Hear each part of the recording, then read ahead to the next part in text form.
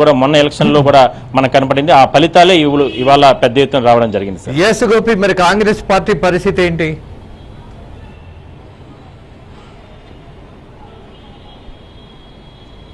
Sir, Congress పార్టీకి సంబంధించి మీరు చూశారు, నిన్న కూడా జగన్మోహన్ రెడ్డి గారు ఆయన రకరకాల కామెంట్స్ చేయడం జరిగింది. రాహుల్ గాంధీ నుంచి ఇలాంటి రకరకాల కామెంట్స్ చేస్తారు. కాంగ్రెస్ పార్టీకి సంబంధించి కూడా వాళ్ళు కూడా అంటే ఎక్కువగా అంటే ప్రజల్లోకి తిరుగుతున్నప్పటికీ కూడా అక్కడ కొన్ని కారణాల రీత్యా ఇప్పటి వరకు కూడా, ఎందుకంటే ప్రధాన పార్టీగా ఉన్నటువంటి తెలుగుదేశం పార్టీనే ఇప్పటి వరకు కూడా అక్కడెక్కడ కూడా అంటే పోటీలో నిలబడడానికి అక్కడ ఉన్నటువంటి స్థానికుల నేతల కారణంగా ఎన్నో రకాల ఇబ్బందులు పెట్టారు గతంలో. అలాంటిది కాంగ్రెస్ పార్టీ కూడా ఈసారి మాత్రం పోటీలో నిలబడినప్పటికీ కూడా వాళ్ళకి పెద్దగా ఓటింగ్ శాతం అనేది రాలేదు. బట్ భవిష్యత్తులో కూడా వస్తుందో రాదో తెలియని పరిస్థితి అయితే మనం చెప్పుకోవచ్చు. మొత్తం మీద మాత్రం చాలా మంది అభ్యర్థులు, స్వతంత్ర అభ్యర్థులు నిలబడ్డారు, రకరకాల పార్టీల నుంచి నిలబడ్డారు.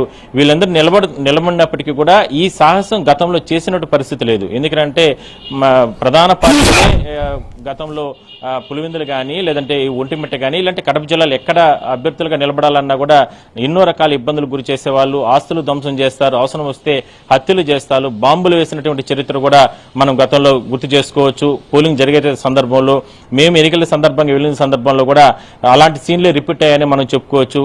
అంటే ఎన్నికలకు సంబంధించిన అధికారులు మాత్రం పకడ్బందీ ఏర్పాట్లు చేసిన కారణంగా ఈ ఎన్నికలకు సంబంధించిన ఫలితాలు కూడా స్వేచ్ఛగా ప్రజలందరూ కూడా అంటే ఓటర్లందరూ కూడా వాళ్ళు వచ్చి ఓటు వేసుకోవడం జరిగింది. ఇట్లా అభ్యర్థులు నిలబడాలంటేనే వాళ్ళు భయపడేటువంటి పరిస్థితి గతంలో ఉండేది.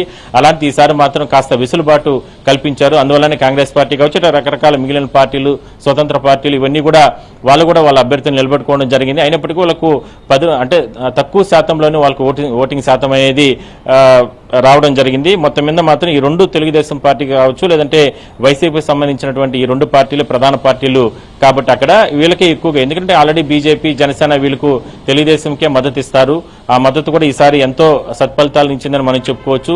పులివెందులకు సంబంధించి అంటే అసలు ఎలక్షన్స్ ఆ రోజు కూడా అంటే ఎలక్షన్స్ జరిగే సందర్భంలో కూడా ఉదయం నుంచి కూడా ఎంతో ఉత్కంఠ, ఒక ఎస్పీ, ఒక డిఐజీ స్థాయి అధికారులు వీళ్ళందరూ కూడా పకడ్బందీగా అక్కడ ఏర్పాట్లు చేసినప్పటికీ కూడా ఒక చిన్న ప్రాంతాన్ని, ఒక చిన్న గ్రామాన్ని, అంటే దాదాపుగా ఒక 12-13 పంచాయతీలు ఉన్నటువంటి ప్రాంతాన్ని ఎన్నికలు నిర్వహించడానికి దాదాపుగా 1000 మంది పోలీసులు పైగా కూడా ఏర్పాటు చేయడం జరిగింది సార్. ఒక డిఐజీ స్థాయి అధికారి అక్కడే కూర్చుని రాత్రింబవళ్లు కూడా ఆ వారం రోజుల నుంచి కూడా ఎన్నికలు నిర్వహించడానికి ప్రయత్నాలు చేశారు.